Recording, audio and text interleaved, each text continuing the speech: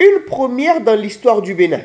Des responsables des ONG étrangères installées au Bénin et ceux des ONG locales se sont réunis dans la matinée de ce vendredi 13 octobre 2023 à Azalaï Hôtel de la Plage à Cotonou.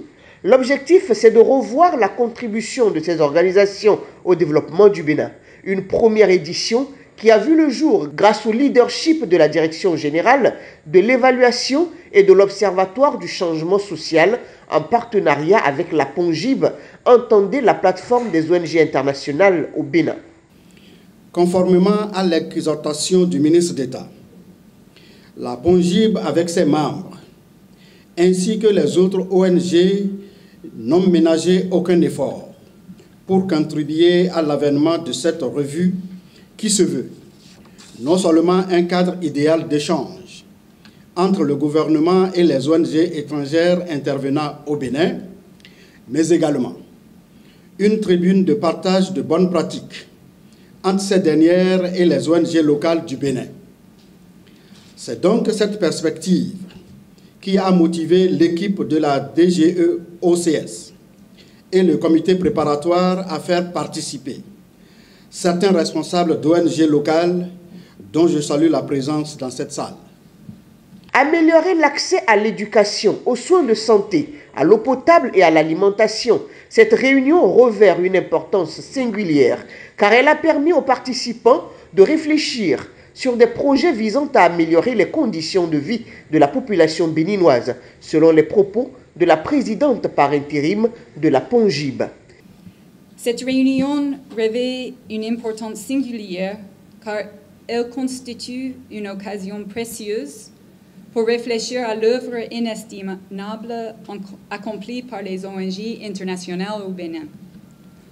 Fondée en 2014, la PONGIB, outre sa contribution au développement du Bénin, a pour mission d'améliorer la synergie d'action entre ses 35 membres qui représentent la majorité des ONG internationales présentes au Bénin.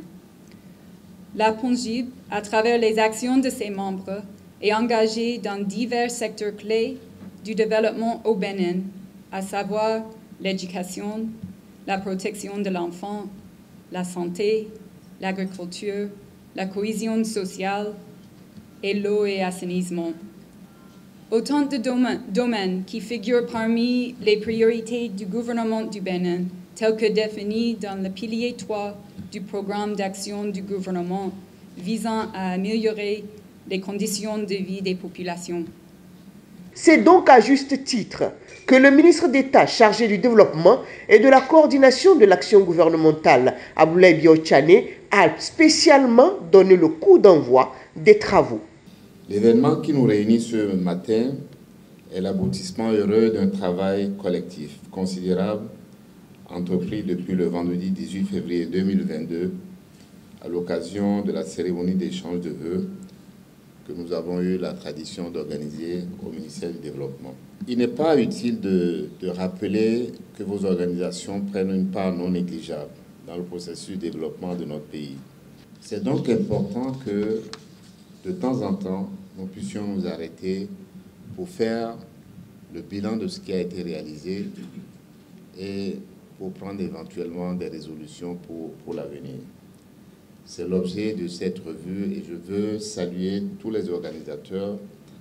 Je veux donc compter sur vous et c'est sur ces mots d'espoir que je déclare officiellement ouverte ce jour vendredi 13 octobre la première édition de la revue sur la contribution des ONG internationales au processus de développement du Bénin.